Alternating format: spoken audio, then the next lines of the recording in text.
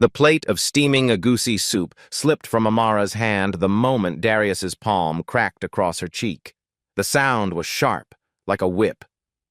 The spoon hit the tiled floor, splattering soup across her ankle and the leg of the dining chair. Darius stood over her, breathing hard. His tie loosened, his eyes hard in that way that felt colder than winter air. "You made me wait," he said. "Again." Amara's cheek burned. The clock on the wall blinked 8:47 p.m. The generator hummed weakly through the storm crawling over southwest Atlanta, rain tapping the window as if the night itself wanted to come in. She steadied herself against the table. The fish pepper soup sat untouched. The jollof was still hot. She had rushed. She had done everything she could. "I said I was sorry," she whispered. Darius pushed the chair back with a scrape. He was tall, taller than the doorway, it felt, and the shadow he threw swallowed the light. "Sorry doesn't put food down on time," he said. "Sorry doesn't fix anything." He jabbed a finger toward the stove. "Clean that. Start over." Amara swallowed, tasting iron. She bent to pick up the spoon. The cut on her palm from this morning stung as she wiped the floor with a rag. Her mother's voice, gentle and strong, echoed in her memory. "Nni, be patient. Storms pass. Even Harmattan ends." Thunder rolled. Somewhere a siren wailed and faded. The house smelled of red stew, thyme, and rain. Darius sank into the chair, pulled out his phone, and opened a basketball highlight. The commentator's voice cheered, "From deep," as if the world were normal and no plate of soup had shattered here. He scrolled. He laughed once at a meme, a short, dry sound. A knock sounded at the door, firm, official. Darius didn't look up. "Ignore it." "It might be the landlord," Amara said. The rain pressed its face to the window. Another knock. 3 slow, measured raps. She wiped her hands and went to the door. On the porch stood a man in a sleek raincoat, a flat package under his arm, rain beads skittering off the black brim of his hat. He was older, with a trimmed gray beard and a face that held its own weather. "Mrs. Amara Namani Johnson?" he asked. Amara blinked. The name, her maiden name, felt like a secret door in an old house. "Yes," she said slowly. "I'm here on behalf of Madhu and Cole attorneys," he said, voice low. "Delivery requiring signature." "Attorneys?" Darius's chair scraped. "For what?" The man offered a clipboard. "Time-sensitive documents." Amara's hand shook as she signed. The man passed her the package, a thick envelope with a dark green seal stamped with a crest, then tipped his hat and disappeared into the rain as if the night had swallowed him whole. Darius's gaze latched onto the envelope like a hook. "What is that?" "I don't—" Amara started. "Open it," Darius said. She traced the seal with her thumb. The wax was cool under her skin, the crest a small lion holding a spear and a scale. A Lagos address ran along the top edge. Lagos. Something inside her chest twinged. A memory. Her father's laugh, bright and young, Lagos morning light caught on his glasses, flashed and vanished. She slipped a nail under the seal. "Now." Darius's voice was a low command. Her phone buzzed on the counter. Unknown number. It buzzed again. She swallowed and slid a letter out. Heavy paper. The first line blurred until she blinked the water away. "Be it known that—" Darius plucked the letter from her hand. "You're slow," he said. "Let me." He read. His face stilled. Something moved in his eyes. Something like a tide hearing the moon. "What?" she whispered. He said nothing. He read again, and for the first time in months, he looked small. Lightning flashed white across the room. The power flickered. The generator coughed. The house held its breath. Morning had begun with a soft wind and a phone call Amara almost didn't answer. The call came while she kneaded dough for Puff Puff, her fingers dusted white, the radio spilling high life tunes that warmed their small kitchen. She had a job interview later at the daycare down on Flat Shoals. If she got it, it would mean steady work. It would mean air. "Hello?" she'd said, pressing the phone between shoulder and ear. "Good morning? Is this Mrs. Amara and Amani Johnson?" The voice was smooth, careful, a woman. "This is Amara. I'm calling from Madhu and Cole. We've been trying to reach you regarding an estate matter. It's important. I think you have the wrong," she started. "Estate?" Her father had died 2 years ago, a stroke taking him in a quiet Lagos hospital room, while Harmattan dust thickened the air. He had always joked he owned little more than the radio and the stories in his pocket. "We sent letters to a previous address," the woman said. "We'll be sending a courier to your current residence to deliver documents." Okay, Amara said. "What is this about?" "I'm not at liberty to say more on the phone." Click. The dial tone sounded like a line being drawn. Amara stood still, hands sticky with dough, the smell of yeast rising into the light. She didn't tell Darius. He had been in the bedroom mirror, adjusting his tie, rehearsing annoyance about a meeting his boss had scheduled too late. On his way to the door, he had pointed at the sink. "You were supposed to clean the blender last night. It smells like pepper. Don't let the house smell like pepper." "I will," she had said, because that was the answer that didn't invite a storm. She had always been a bridge between worlds. Atlanta-born, Lagos-raised, a girl with braided hair and a laugh people said they could hear down the street. In church, her aunties called her Onyinye, gift.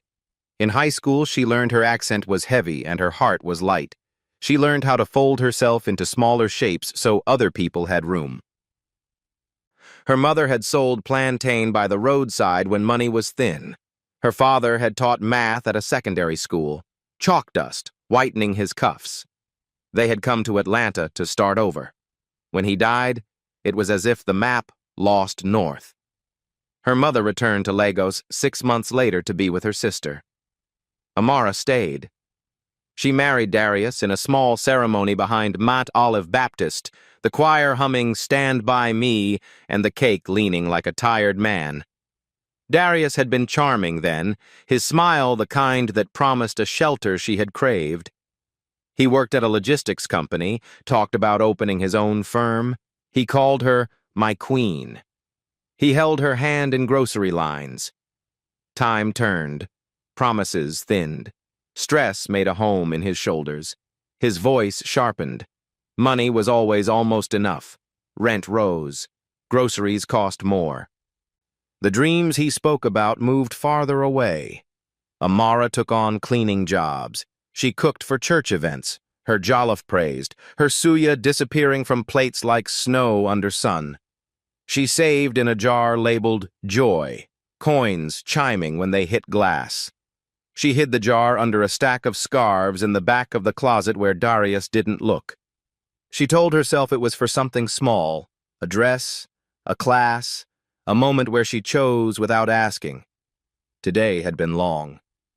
She washed floors for Ms. Elena on Hill Street, listened to the old woman talk about her days in Alabama, and carried home leftover groceries Elena insisted she take, a bag of rice, a bottle of oil, 2 onions. She walked in the rain without an umbrella, making sure the bag stayed dry. She reached home soaked, smiled anyway, and started dinner. The phone call about estate sat like a stone in her pocket. By 8:30, she had laid the table. The rain thickened. The generator coughed alive. Darius arrived, wet from the door to his shoulders. "You're late," he said, as if she had driven him there. "Is the food ready?" "I'm plating it," she said. "You know I hate waiting." "I know." He watched the clock tick from 46 to 47, and something in him snapped like a twig under a boot. Now, In the humid quiet between lightning and thunder, with the letter from Lagos in his hand, Darius's jaw worked and unworked. "What is it?" Amara asked again, the sting of his slap still fresh, the taste of fear and pepper burning her tongue. He looked at her, then back at the letter. His laugh, when it came, was not a laugh at all. It was a short, amazed sound that didn't know which direction to run. "You're playing games?" he said, voice strange. This can't be real. What does it say?" He held the paper like it might shatter. "It says—" He stopped, eyes flicking to the door as if the rain itself were listening. "It says your father wasn't who you thought he was." Amara felt the floor under her feet shift. "What do you mean?" Darius reached into the envelope again, pulled out another folded sheet, stamped and signed in 2 places. Heavy ink, heavy words. He scanned it. His lips moved silently over a line near the bottom. "What?" Amara stepped closer. The room smelled of storm and hot rice. He lifted his head slowly, something like hunger and terror crossing his face. "It says you've been named the sole beneficiary of—" The lights went out. The room fell into black. The generator choked to stillness. The rain roared. In the sudden dark, Amara's phone lit up on the counter, the unknown number calling again, pulsing like a heartbeat. Darius's hand found her wrist in the dark, gripped tight. "Who knew about this before me?" he hissed. The phone stopped ringing. 3 heavy knocks shook the front door. "Mrs. Namani Johnson," a new voice called through the storm, calm and firm. "We need to verify your identity before we proceed." Darius's fingers tightened. The letter crackled in his other hand. The door handle began to turn, and the envelope slipped from his grip, spilling a single page that caught the lightning through the window. One bold line flashing before the room fell black again. The paper fluttered to the floor, landing face up. In that split second of lightning, Amara caught the bold letters glinting across the page. Estate value, 130,000, 130 million United States dollars. Her breath stopped. The storm swallowed the sound, and for a heartbeat, silence ruled the room. Then, Darius's whisper, cracked and sharp. 130 what? Before Amara could speak, he grabbed the paper and held it to the faint glow of his phone flashlight. The golden seal shimmered. Each word was official, stamped, undeniable. Amara's hands trembled. It can't be true. My father was a teacher, not rich?" Darius cut in, his voice trembling somewhere between disbelief and greed. "Not rich. This says otherwise." He waved the paper like a weapon. "You mean to tell me you've been walking around in rags, scrubbing people's floors, while sitting on a fortune?" Tears welled up in Amara's eyes, confusion twisting her insides. "I didn't know. I swear, Darius, I didn't know anything about this." He stared at her for a long moment, the light from his phone carving a harsh shadow across his face. The same man who had just slapped her now looked as though he was seeing her for the first time. Not as his wife, but as a ticket out of every debt, every failure, every frustration. The knocking came again.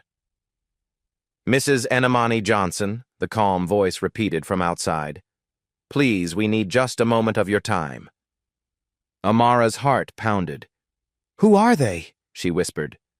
"Don't answer," Darius said sharply. "Not until we figure out what this means." "But they said it's from Madhu and Cole," she said, her voice quivering. "The same people who called earlier today." "I don't care," he snapped. "No one's taking what belongs to this house." The last word came out like a growl. He shoved the papers into a drawer and turned the key. Then he yanked her by the arm toward the bedroom. "Not a word about this to anyone, you hear me? You say nothing."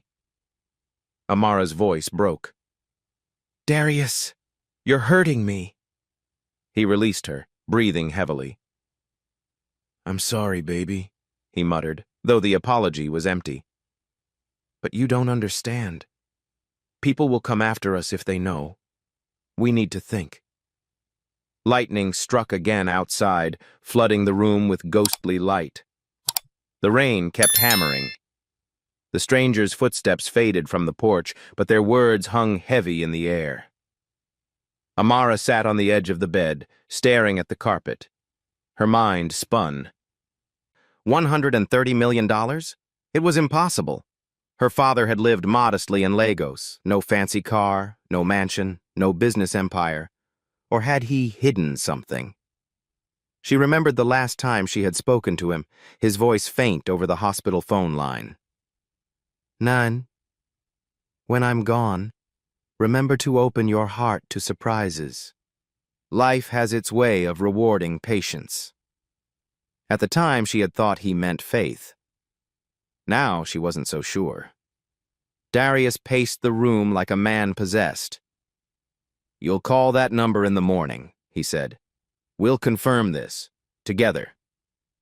"Darius, I don't want this to change us." "Change us?" He laughed bitterly. "Money doesn't change people. It reveals them. And it's about time life gave me something for once." He walked out, leaving the bedroom door ajar. The clock struck midnight. Amara sat frozen, the sound of his footsteps echoing through the dark hall. She pressed her palm to her cheek, the same one he had slapped, and the sting returned, reminding her of how easily love could turn cruel. By morning, the rain had stopped. The city shimmered under a pale gray sky. Amara woke to the smell of fried eggs. Darius was already dressed, wearing his best shirt and an energy that felt foreign. "Good morning," she said carefully. He turned, smiling, the kind of smile that didn't reach his eyes. "Morning, my queen." Her stomach turned at the words. "I've been thinking," he said, sliding a plate toward her. "Maybe it's time we stop struggling. Once we confirm that letter, I'll help you manage things. You don't have experience with big money, but I do. I can handle investments, real estate. Maybe start that logistics firm I told you about. You'll just focus on home and family. That's what's best for us." Amara nodded slowly, hiding her fear behind a polite smile. When he left for work, she took the envelope from the drawer. The seal was still warm from last night's candle. Beneath the legal jargon, one paragraph stood out. The late Chief Obinna Namani, founder of Obimax Holdings, names his only daughter, Mrs. Amara Namani Johnson, as sole inheritor of all assets, accounts, and estate holdings. The total valuation as of the date of signing is USD 130,000. Amara's heart stopped at one phrase, Obimax Holdings. Her father had once mentioned the company in passing when she was a child. She thought it was a construction firm he taught part-time accounting for, but the letter said he had founded it. That meant he had been wealthy all along. The thought sank in like slow poison.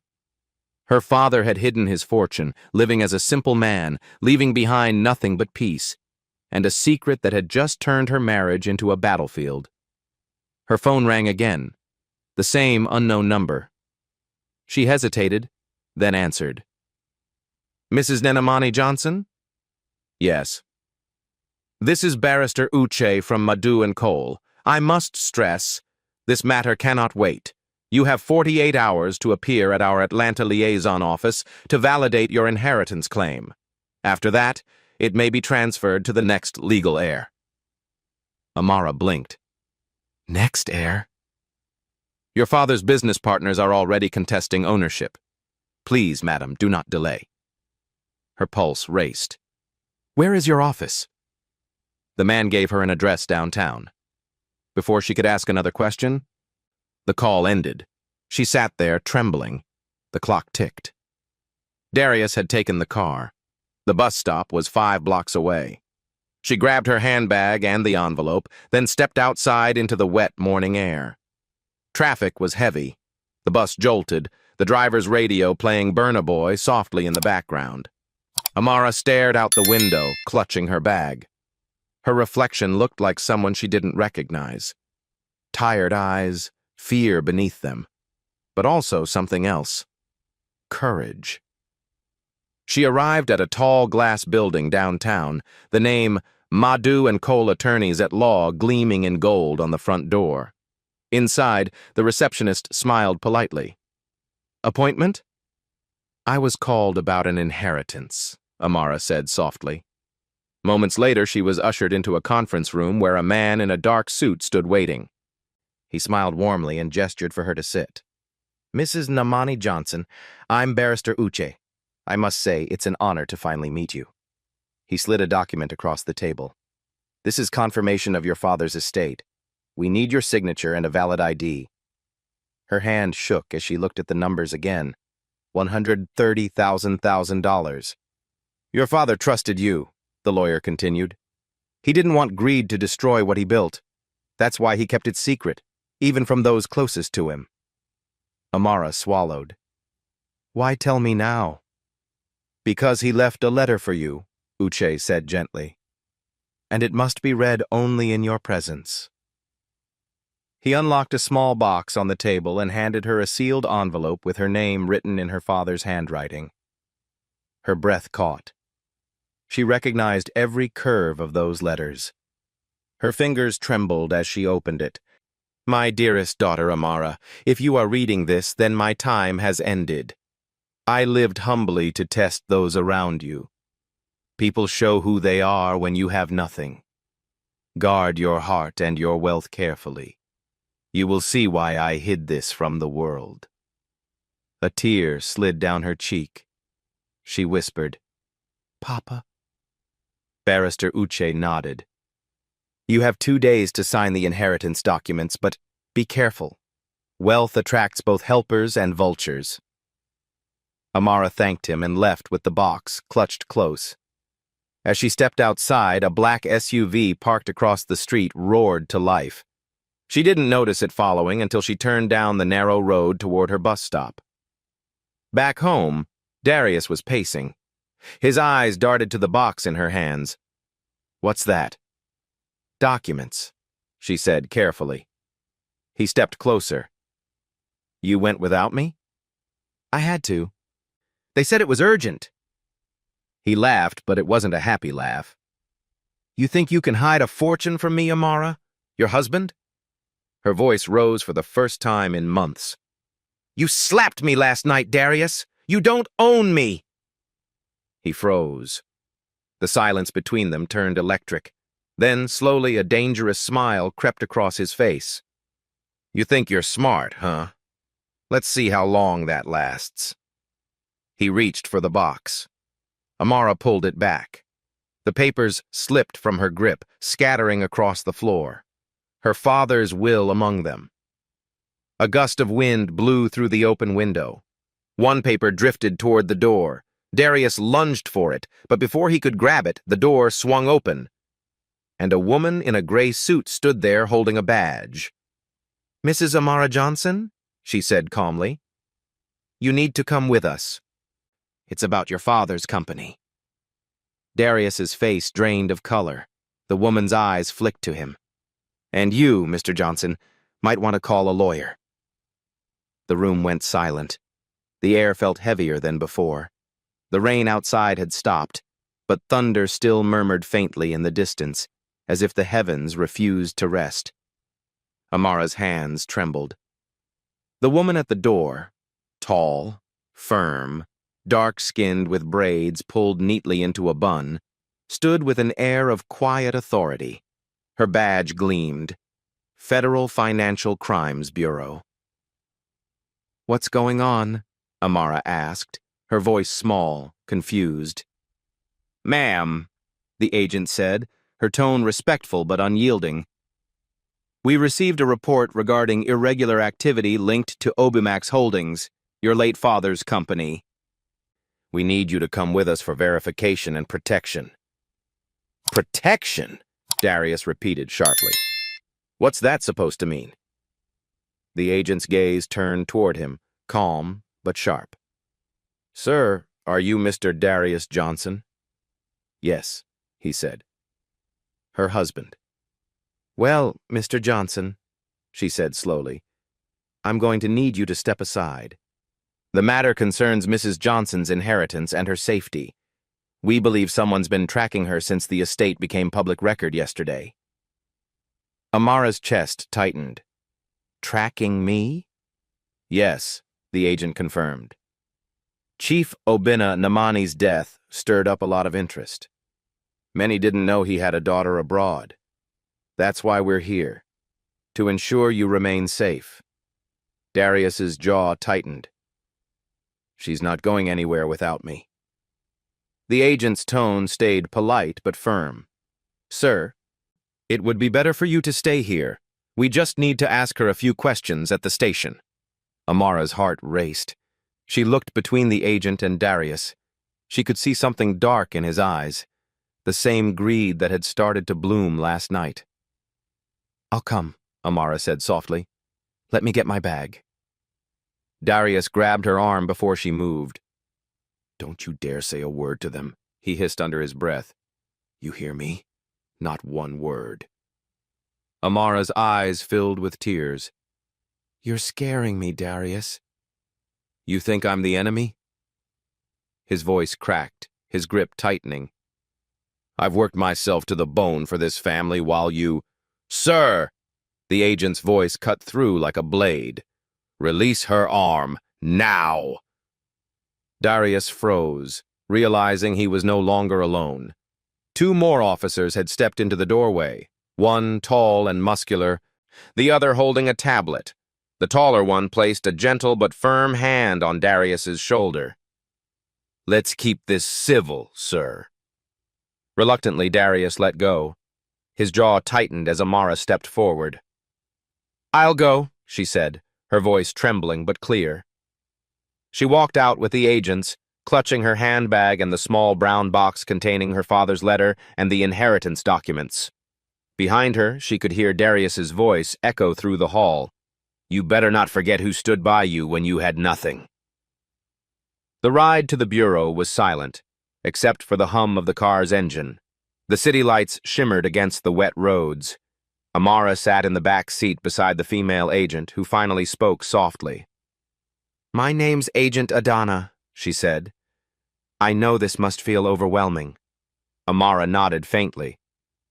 "I didn't even know my father was rich. He lived simply all his life. We struggled after he passed." "That's exactly why the Bureau wants to talk to you," Adana said. "Your father's company, Obimax Holdings, was one of the largest private import-export firms in Nigeria before it went silent. We believe someone's been siphoning funds from the company for years. That money may have been hidden here in the States." Amara turned sharply. "Hidden here?" "Yes," Adana said. "In accounts under your father's name, waiting to be claimed by his rightful heir, you. But now that your inheritance is public, you're a target. We think whoever's been stealing from the company may come for you next." The weight of her words sank in. Amara's stomach knotted. "I don't even know where to start." Adana smiled faintly. "You already started, Mrs. Johnson. You just need to stay alive long enough to finish." At the bureau, Amara was ushered into a quiet room. The walls were glass on one side, and a small Nigerian flag sat on the desk, perhaps a gesture of familiarity. Agent Adana set the box on the table. "We'll need to make digital copies of the documents," she said. "Then we'll return them to you." As Amara waited, her phone buzzed. One new message from Darius. "You betrayed me. Don't come home tonight." Her heart sank. She placed the phone face down. Moments later, Adana returned with a serious expression. "We found something you need to see." She set two papers side by side, both from Obimax Holdings. One was dated 6 months before Amara's father's death, the other a few weeks after. "The first is your father's original will," Adana explained. "The second is a forged version that surfaced last week, claiming the company was left to an unknown business associate named Mr. DJ. Amara's throat went dry. "DJ?" Adana nodded. We traced the name to an American bank account, opened under the alias Darius J. Johnson. Amara froze. What did you just say? Yes, Adana continued gently. Your husband. It appears he's been in contact with individuals in Lagos who tried to claim your inheritance through fraudulent documentation. Amara felt the air leave her lungs. No, that can't be true. Darius would never. But even as she said it, the memory flashed. The look in his eyes when he saw the inheritance letter, the sudden change in his tone, his strange obsession with handling her money. Adana sighed. I'm sorry, Amara. But your husband is now a person of interest. Tears welled up in Amara's eyes. She shook her head slowly, whispering, I thought I knew him. You're not alone, Adana said softly. This happens more often than you think. A knock came at the door. Another agent leaned in. Ma'am, we've got surveillance from her neighborhood. You'll want to see this. They played the footage on a tablet. It showed Darius pacing outside their home, talking on his phone. Then, a black SUV pulled up, the same one that had followed Amara earlier. Two men got out, and Darius handed one of them an envelope. Amara gasped. That's my husband. What is he doing? The agent paused the footage and zoomed in. He's exchanging documents, likely your inheritance papers. He's selling you out. Amara's knees weakened. She covered her mouth, her body trembling. Why would he do this? We were supposed to be a team. Adana looked at her with quiet empathy. Because money tests love, Mrs. Johnson, and not everyone passes. Hours later, Amara was taken to a safe house, a modest apartment in downtown Atlanta. She sat by the window watching the lights blur through her tears. She wanted to call her mother in Lagos, but she didn't want to worry her yet. The clock read 2:18 a.m. Her life had changed in less than 24 hours. Her phone buzzed again. Another message from Darius. We can still fix this. Don't believe what they say. I love you. Amara's fingers hovered over the screen. Her heart warred with her mind. She typed a reply but didn't send it. Instead, she whispered, Love doesn't hurt this way. Outside, a car engine started. She frowned, standing slowly. Through the curtain, she saw headlights, the same black SUV from earlier, idling across the street. She stepped back. Her pulse quickened. Her phone rang again, but this time it wasn't Darius. Mrs. Johnson. Adana's voice came through, tense. Stay away from the window. We're sending a unit. Someone just tracked your location. The line went dead. Amara's hand clutched her chest as she stared at the door. The doorknob turned once, then twice, then slowly began to twist open. And before she could scream, a familiar voice whispered from the darkness outside the door. Amara, open up. It's me, Darius. We need to talk. Amara froze where she stood. Her heart pounded so hard she could hear it in her ears. Darius's voice came again, softer this time, desperate. Baby, please. Open the door. I know you're in there. The voice that once made her feel safe now sent cold chills down her spine. Her palms were sweaty, her mind racing. She took one slow step backward, then another. The doorknob twisted again. Harder this time. Amara, Darius's voice rose. I just want to talk. Please, I made a mistake. You have to believe me. A creak sounded from the lock. He was trying to force it. Amara's trembling hand reached for her phone. She dialed Agent Adana's number again. No signal. Her heart dropped. Then, bang! The door shook. Amara stumbled backward, clutching her chest. She looked around the safe house.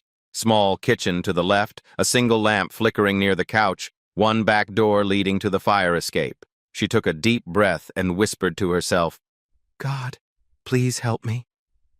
She moved quickly, quietly, gathering her father's brown box and the envelope of inheritance papers. Then she slipped off her shoes and tiptoed toward the back.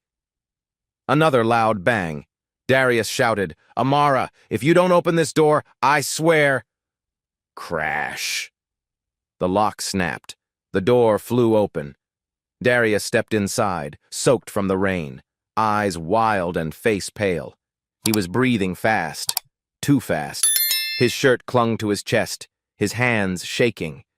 But there was something else, guilt, anger, and desperation all mixed into one storm. "Why are you hiding from me?" he asked, voice low and trembling. "You think I'd hurt you?" Amara's back hit the kitchen counter. "You were working with those men, Darius. I saw the footage. You sold me out." He shook his head violently. No, it's not what it looks like. I was trying to protect us. They said they could help move the money safely before anyone else claimed it. "By forging my father's will?" she said, her voice cracking. He froze, jaw tightening. "You don't understand. They promised us a cut. We'd live like kings, Amara. No more cleaning jobs, no more rent worries." "At what cost?" Her voice rose. "At the cost of my father's legacy? At the cost of your wife's trust?" He stepped closer. "I did it for us." "You slapped me, Darius." Her voice broke. "You humiliated me for being poor. And now that there's money involved, you remember us?" The silence between them was heavy. Rain began to patter again against the window. For a moment she saw something flicker behind his eyes. Regret, maybe even love. But it vanished quickly, replaced by obsession. "Give me the documents, Amara," he said quietly. "Please." She shook her head. "No." He took a step forward. "Don't make me do something we'll both regret." Her hand clutched the box to her chest. "You already did." Suddenly, headlights flashed through the window, bright, cutting through the rain. A car screeched to a stop outside. Darius turned sharply toward the sound. "Who's that?" he asked. Amara didn't answer. She recognized the vehicle, the same Bureau SUV from earlier. "Put your hands up, Mr. Johnson," came Adana's voice from outside. Darius panicked. "You called them?" "I didn't have to," Amara said, backing toward the door. "They were already protecting me." "Amara!" he shouted, reaching for her. But she darted past him toward the fire escape. He lunged, grabbing her arm. The brown box fell, scattering documents across the wet floor. One of them, her father's last letter, fluttered toward the open window. Darius's grip tightened. "Don't make me lose everything." Amara's voice trembled. "Then let me go before you lose your soul, too." For a second, their eyes met, memories flashing between them. Their wedding day, the small apartment they decorated together, the laughter that once lived here. But that love was gone now, crushed by greed. She yanked her arm free and ran. Outside, agents stormed the apartment, the air filled with shouting and the thud of footsteps. Darius darted toward the back exit, but Adana's voice roared, "Freeze! Darius Johnson! You're under arrest for attempted fraud and obstruction of justice!" He stopped. His shoulders slumped as handcuffs clicked around his wrists. Amara stood at the edge of the stairwell, shaking the rain soaking her nightgown. Adana approached slowly, her face calm but kind. "It's over now, Amara. You're safe." Amara wiped her tears. "He wasn't always like this." "I know," Adana said softly. "Money doesn't always change people. Sometimes it reveals who they truly are." They led Darius away. His voice echoed as he was taken down the stairs. "You'll regret this, Amara. That money will destroy you like it destroyed me." His words faded into the night. By the next morning, the story made local headlines. Atlanta woman discovers $130 Nigerian inheritance. Husband arrested in fraud plot. Amara sat in a quiet corner of the bureau, a blanket over her shoulders, staring at her father's documents. Agent Adana entered the room with a warm smile. "You did the right thing," she said gently. "Your father would be proud." Amara looked up. "He lived poor when he didn't have to." "Why?" Adana placed a hand on her shoulder. "Because wealth is only safe in hands that understand struggle. Your father wanted to see who you'd become without it. Now that you know the truth, the real test begins." Amara nodded slowly, tears sliding down her face. "I don't even know where to start." "Start with peace," Adana said. "Everything else can follow." That evening, Amara stood outside her old apartment. The police tape was gone. The rain had stopped. The air was clean. She picked up a single paper that had been left behind on the step. Her father's letter, damp but legible. The last line read, "When life slaps you, my daughter, remember, true wealth is not in gold, but in grace." Amara pressed the letter to her chest. For the first time in years, she smiled. But as she turned to leave, a dark sedan parked across the street blinked its headlights once, twice. Inside, a shadowed figure lowered a phone and muttered, "She doesn't know about the offshore accounts yet." The car drove off into the night. 2 days later, the air in Atlanta felt heavier than usual. The clouds hung low, dull and gray, pressing down like an unspoken warning. Amara sat quietly in the living room of the temporary apartment provided by the Bureau. Her father's inheritance papers lay neatly stacked on the coffee table. Everything was still, but her heart was far from calm. Agent Adana had promised that the legal transfer process was underway. The estate lawyers in Lagos had begun verifying her identity. Within weeks, her name would officially appear as the sole owner of Obimax Holdings and its subsidiaries. But peace, Amara soon realized, was never as simple as signing a paper. The doorbell rang. She hesitated. No one had said they were coming. Slowly, she stood and peered through the peephole. It was a courier, wearing a bright orange jacket with the logo of a delivery company. He held a small brown envelope. "Mrs. Johnson?" he asked politely. "Yes?" "Express document from Nigeria. Sign here, please." Her pulse quickened. She signed, thanked him, and closed the door. The envelope was light, but something about it made her uneasy. The sender's name was smudged, but the address, Lagos Island, was unmistakable. She tore it open. Inside was a single folded note and a photograph. The note read, "Your father's fortune was only the beginning. Obimax Holdings is deeper than you know. Don't trust anyone, not even those who claim to protect you." The photograph was grainy but clear enough to make her gasp. It showed her father standing beside 3 men in suits. 2 she didn't recognize. The third, she squinted, her stomach twisting. It was Darius. The picture looked old, maybe 5, 6 years ago. But there was no mistaking him. Same build, same scar above the eyebrow, same confident smile. Amara sank into the couch, trembling. "How?" she whispered. "He didn't even meet my father." The phone on the table buzzed suddenly, jolting her. She picked it up. Unknown number again. She hesitated, then answered. "Hello?" A deep male voice came through, calm but chillingly smooth. "Mrs. Johnson, you don't know me, but your father and I were partners once. You're in danger. People think your husband's arrest ends this, but it doesn't. The ones who really own Obimax won't stop until they find something your father hid." "Who is this?" Amara whispered. "I can't say my name yet," the man replied. "But look at the photograph. The 2 men beside your father. One of them isn't alive anymore. The other is coming for you." "Why should I believe you?" "Because your father believed in me," he said quietly.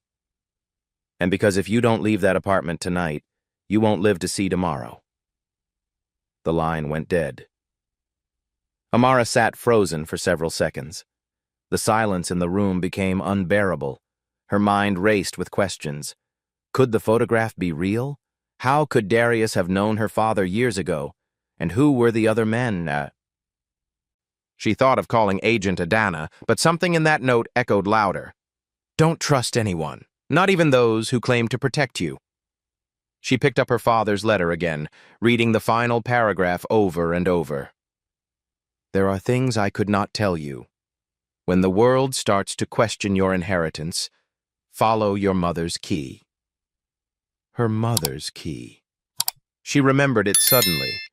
A small brass key her mother used to wear on a chain around her neck.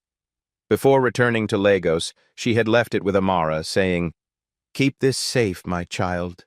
It opens the truth your father could not speak." Amara rushed to her purse, rummaging until she found the old chain. She had worn it for years without thinking about it. Now she held it up to the light. The small, old-fashioned key gleamed faintly. Could this be what her father meant? The lights flickered, then went out completely. Her heart jumped. Oh no! A low hum came from outside.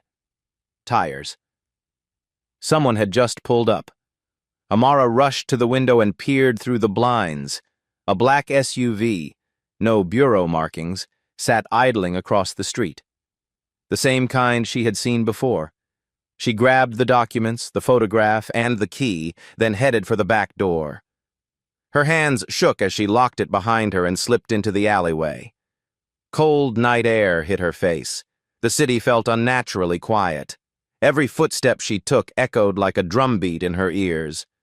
Her phone buzzed again. This time it was a text. "You can't run from a legacy built on lies." She didn't reply. She just ran. She reached a small church 3 blocks away, St. Mary's Pentecostal. The door was open, and a warm glow spilled out. Inside, a few late-night worshippers knelt in prayer. Amara sat quietly at the back pew, trying to catch her breath.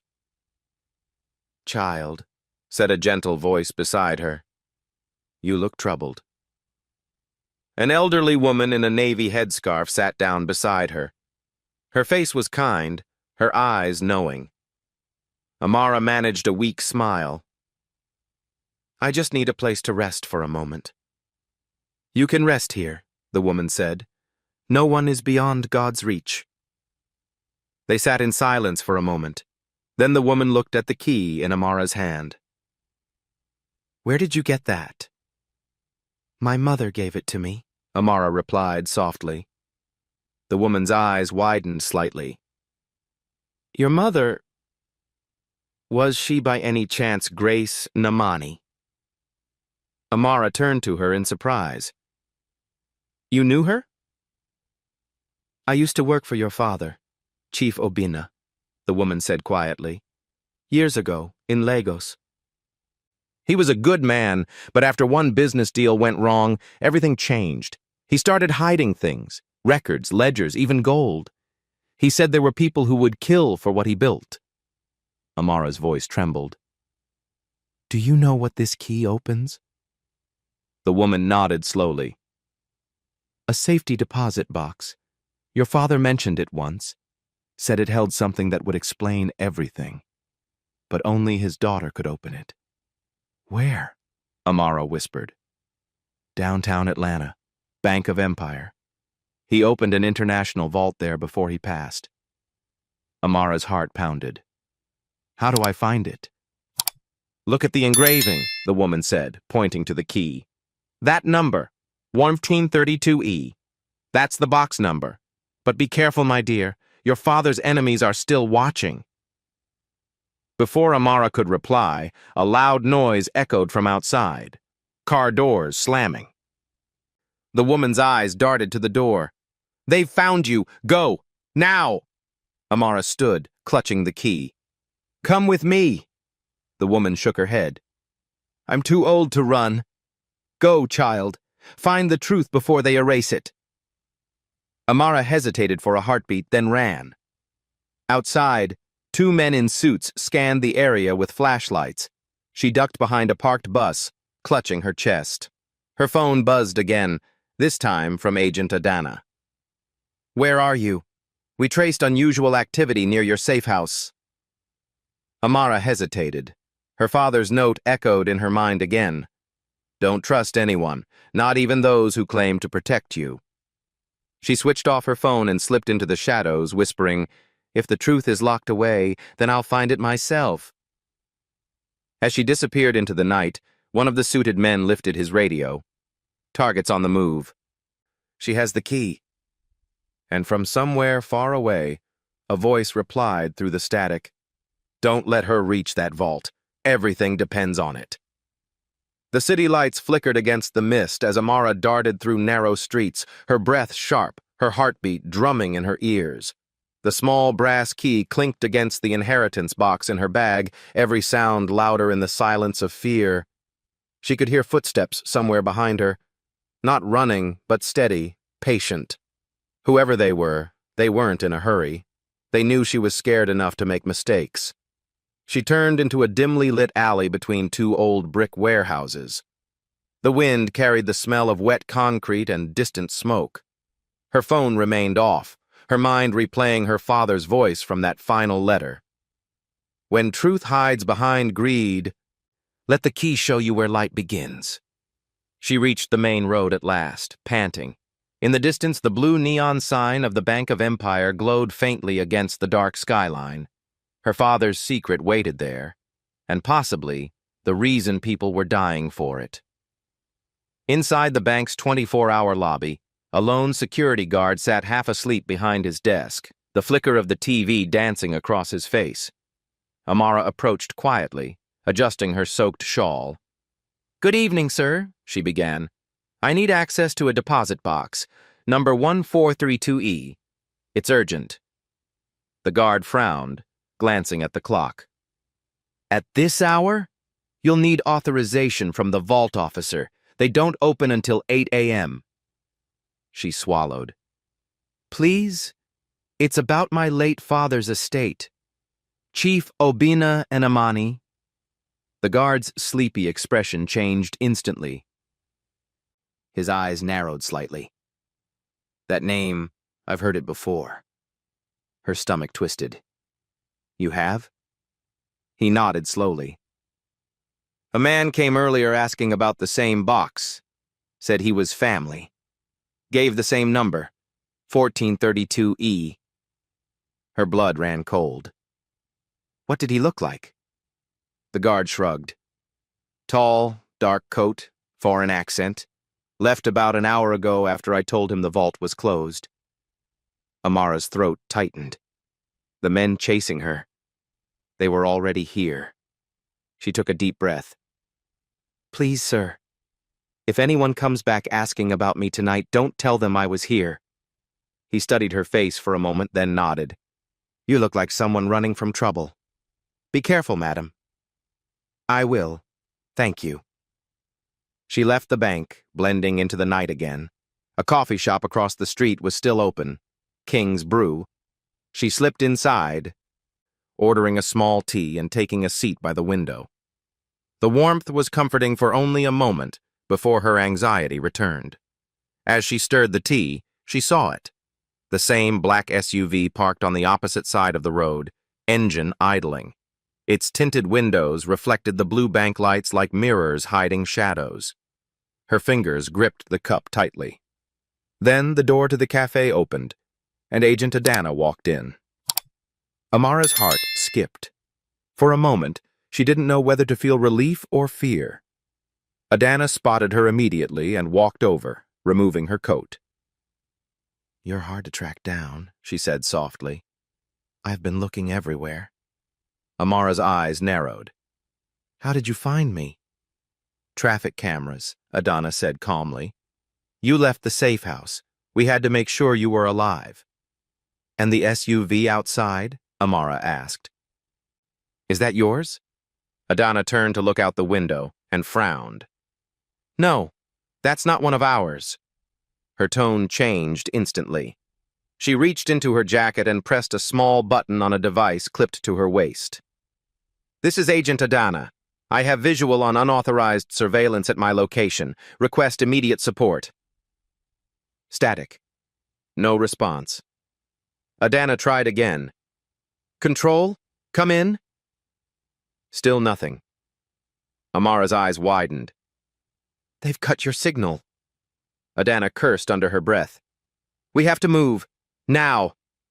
She grabbed Amara's arm, leading her toward the back exit. But before they reached the door, it burst open, and two men in suits stepped inside, faces hard, hands tucked under their jackets. Mrs. Johnson, one of them said calmly, his Nigerian accent faint but noticeable. You've made this very difficult. Adana pushed Amara behind her. Who are you? The man smiled coldly. We're from Obimax Holdings Security Division, Internal Affairs. The lady is in possession of stolen company property. Adana raised her hand slightly, positioning herself between them and Amara. She's under federal protection. You have no jurisdiction here. The man's partner smirked. You think America can hide her from us? The truth belongs to those who built it. Without warning, the first man drew a small pistol. Down! Adana shouted, diving behind a table and pulling Amara with her as the cafe erupted in chaos. Cups shattered. Customers screamed and ran for the door. Adana returned fire from a concealed holster, shattering the shop's front window. The SUV outside roared to life. Back door! Adana barked. They sprinted through the kitchen, knocking over trays of pastries, the smell of coffee and smoke filling the air. They burst out into the alley. Rain pelted down again, cold and furious. Adana pressed a hand to her ear, still static. Where are we going? Amara shouted over the rain. Somewhere safe, Adana said. You still have the key? Amara nodded, clutching it. Yes. Good. We can't open the vault tonight, but we'll make sure they never get it. Just then, headlights flashed from the end of the alley. Another car blocked the exit. Adana grabbed Amara's wrist and dragged her behind a dumpster. They crouched low as two men stepped out, searching the shadows. Spread out, one of them said. She can't be far. Amara's breathing was shallow. Her fingers brushed against something metallic, an old pipe lying beside the dumpster. The footsteps came closer. Then a hand yanked the dumpster door wide. A flashlight beam hit Amara's face. Adana reacted first, slamming her elbow into the man's chest. The second assailant lunged, but Amara swung the pipe instinctively, striking his arm. The gun fell from his hand, clattering to the ground. Adana kicked it away, then shoved Amara toward the side gate. Run! They sprinted into the street, splashing through puddles. A truck honked loudly as they crossed. The men shouted behind them, their voices fading as Amara and Adana ducked into an underground parking garage. For a moment, there was silence except for the echo of dripping water. Adana leaned against a pillar, catching her breath. You okay? Amara nodded weakly. Who are those men really? Adana hesitated. If I tell you, you'll wish you didn't know. Tell me. They're not from Obimax, Adana said grimly. They're mercenaries, hired by a Lagos businessman named Chief Emeka Ofor, your father's former partner. He's the one who's been stealing from the company since your father's death. Amara's eyes widened. Then the note was right. Someone wants me dead. Adana nodded. Yes, because your father left evidence. Proof that Emeka laundered millions of dollars through Obimax. That's what's in the vault. So it's not money? Amara whispered. No, Adana said. It's the truth. A car engine revved nearby. They froze. Headlights swept across the concrete walls. Adana whispered, Stay down. The lights passed, then faded into the distance. For a moment, all was quiet again. Amara exhaled shakily. We can't keep running. Adana's eyes met hers. Then tomorrow morning we open that vault. But if what's inside exposes them, Adana interrupted, her voice steady, then it's time the world knows who really killed your father. Amara's lips parted. Killed? Adana nodded solemnly. Your father's death wasn't a stroke, it was staged. The echo of the words filled the garage like thunder.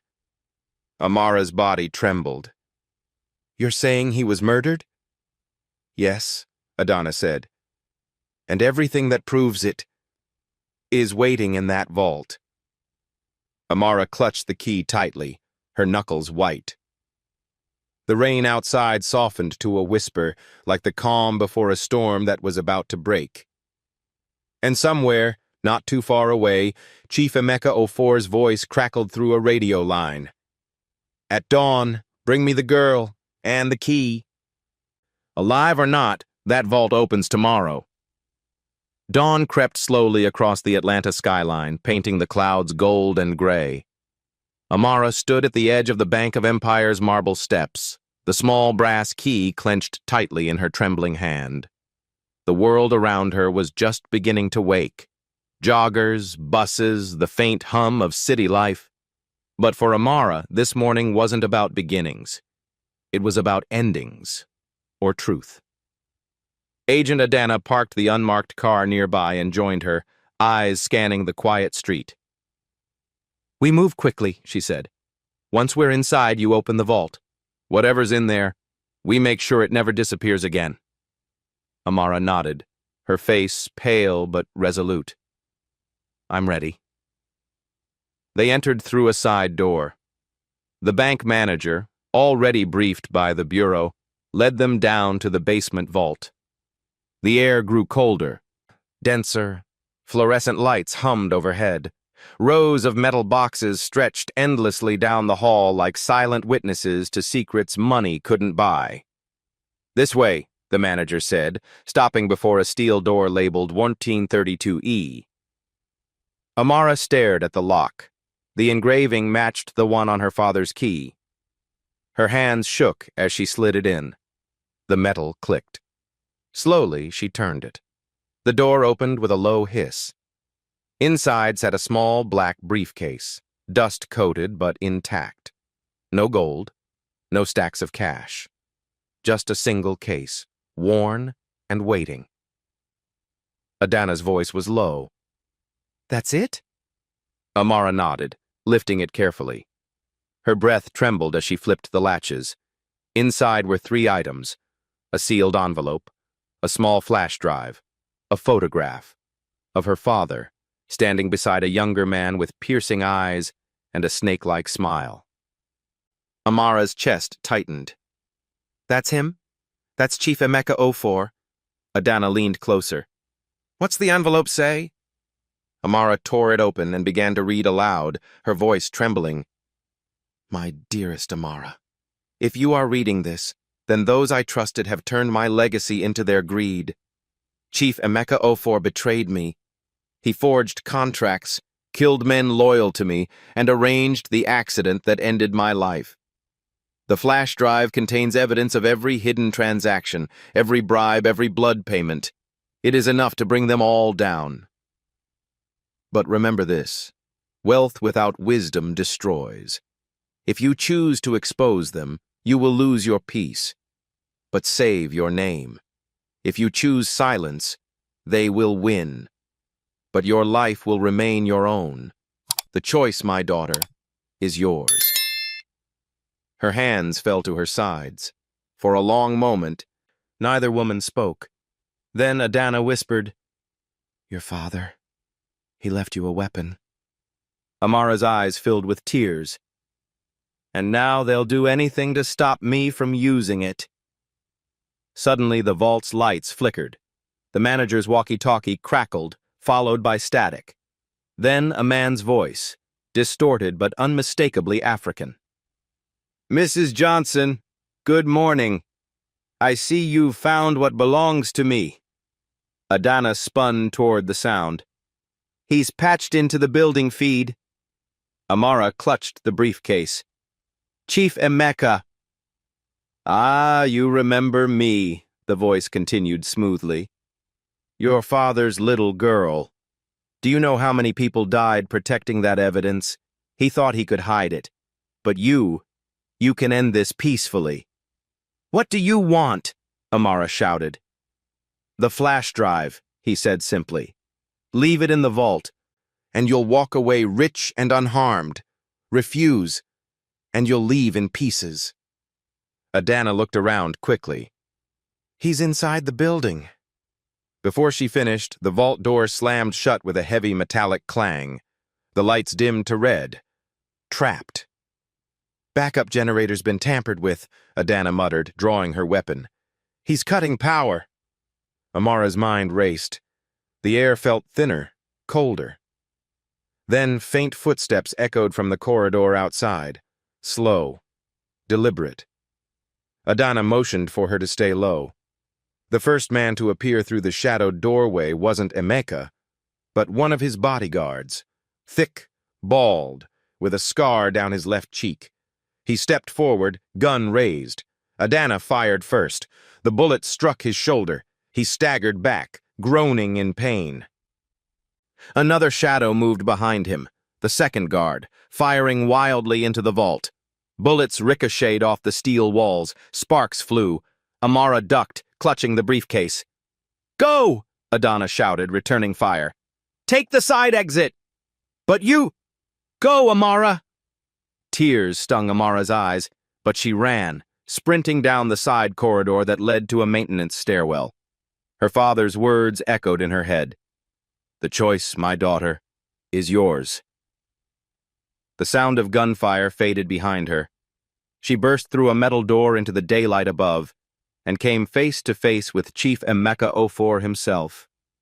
He was older now, graying at the temples, dressed in a tailored gray agbada, his expression calm, eyes sharp as razors. Good morning, my dear, he said smoothly. You look just like your father when he realized he'd lost. Amara stepped back, clutching the briefcase tighter. You killed him! Emeka smiled faintly. He was in the way. He thought he could keep everything righteous. He forgot. Power answers to no one. You call murder power? He sighed, almost regretfully. Your father wanted to expose me. But I had families, connections, governments depending on my silence. You see, child, his death bought peace. Don't make the same mistake. He extended a hand toward her. Give me the flash drive, and I'll make you wealthier than you ever imagined. You'll live like a queen. No more pain. No more running. Amara's lip trembled. You think money fixes everything? No, he said softly. But it buys everyone. For a moment, the world went quiet. The morning traffic, the breeze, even the distant sirens. Then slowly, Amara lifted her chin. My father bought something money can't, she said. Truth. She threw the flash drive onto the pavement and stomped on it with all her strength. The plastic cracked, circuits snapping under her heel. Emeka's eyes widened. What have you done? I made my choice, she whispered. You can't use what no longer exists. A voice shouted from behind him. Federal agents! Hands up! Emeka spun around just as a team of officers flooded the street. Adana among them, alive but bruised, gun drawn. Chief Emeka Ofor, she announced, you are under arrest for conspiracy, murder, and financial fraud. He froze, his calm mask slipping for the first time. The handcuffs clicked around his wrists. Amara stood trembling as Adana approached her, eyes full of relief. You destroyed the only copy, Adana said softly. Amara shook her head and smiled weakly. No, my father was smarter than that. Adana frowned. What do you mean? Amara opened the briefcase again, and beneath the shattered flash drive lay a second, smaller one, hidden under the lining. "This is the real evidence," she said. "The one they'll never touch." Adana let out a shaky laugh. "Your father planned everything." "He knew the kind of world he lived in," Amara said quietly, "and the kind of daughter he raised." The two women watched as officers led Emeka away. The sky brightened. The city exhaled.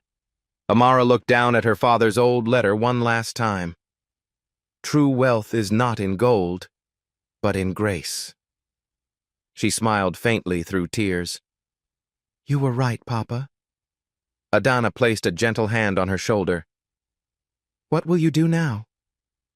Amara looked toward the sunrise, her voice steady. "I'll rebuild Obimax, the way it should have been. But this time, with honesty." Adana smiled. "Then your father's legacy lives on."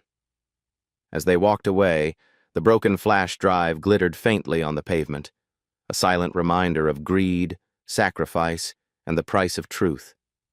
And somewhere in Lagos, a sealed envelope arrived at a dusty old law office, addressed to the future heirs of Obinna Nnamani. If you were Amara, would you have destroyed the evidence or used it for revenge? Share your thoughts in the comments below. And don't forget to like, subscribe, and share this story if it touched your heart. Moral lesson: power built on deceit collapses, but truth, no matter how long it hides, always finds its voice.